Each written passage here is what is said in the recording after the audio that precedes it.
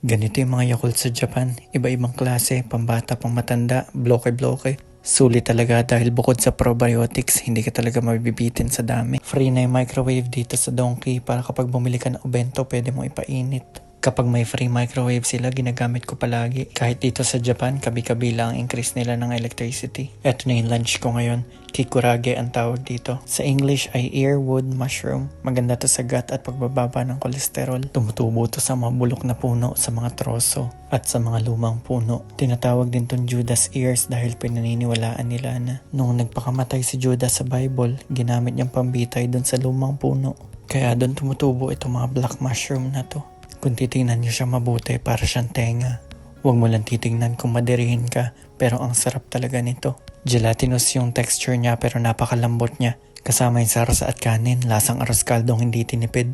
Isang box ng Yakult itong panulak natin ngayon. Ang tawag dito ay Pirukuru. Hindi ko alam kung bakit pero siguro tunog niya ay feel cool, pero hindi ako sure.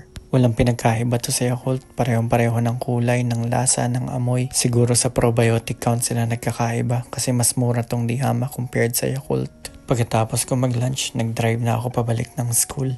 Nakakatuwa talaga yung traffic dito kasi lahat sumusunod sa batas. Pero nakakalungkot kasi ang dami na ditong abandonadong bahay tsaka mga binibenta. Bagsak presyo na lalo kapag may namatay dun sa loob ng bahay. Ang laki talaga ng imumura niya kasi walang Japanese na gustong tumira sa bahay na may namatay. Pagkabalik kong school, nag-aral na ako ng Japanese at nag-trade para hindi na to gagawin pag-uwi. Bago ako umuwi, dumaan ako sa second-hand shop para bumili ng pressure washer. Plano ko kasing pinturahan yung labas ng bahay namin. Nakakatuwa talaga mag-window shopping sa second-hand shop.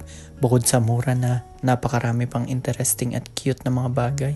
Palagi akong bumabalik dito at hinihintay kong magmura itong dalawang kwago. Ipang de-design namin yan dun sa taas ng signboard namin sa bahay. Pero hintayin pa natin magmura. Itong mga bike dito ang gaganda. Road bike, Cannondale, tapos matte black. Grabing ganda ng combination.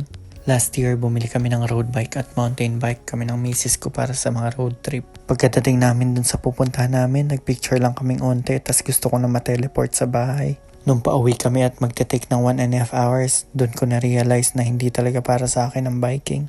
Yung nakita kong pressure washer dito, wala na ngayon, wala pang 1 week. Minsan talaga pangit ang timing, pero minsan din naman maganda. I-count na lang natin blessings natin.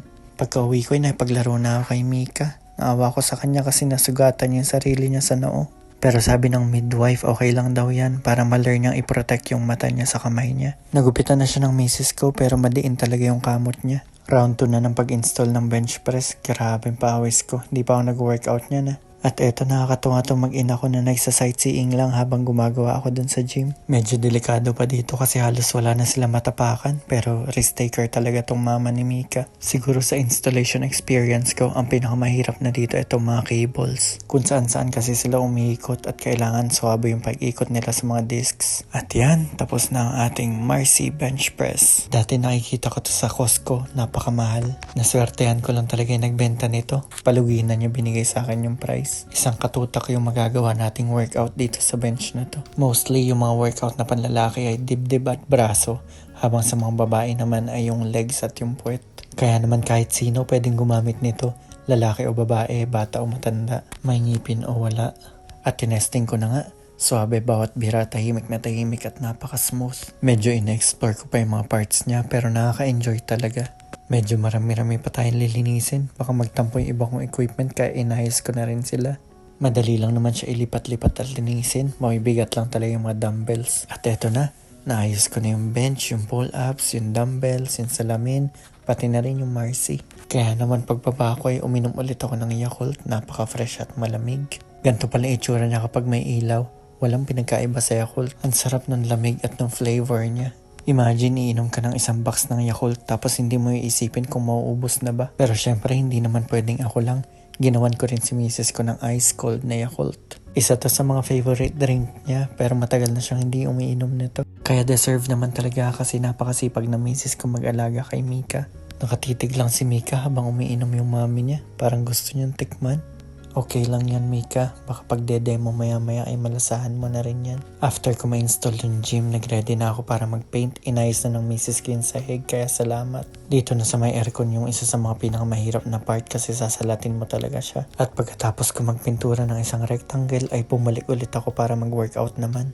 Medyo nakakapagod magpabalik-balik pero okay na rin, exercise na rin yung hagdan.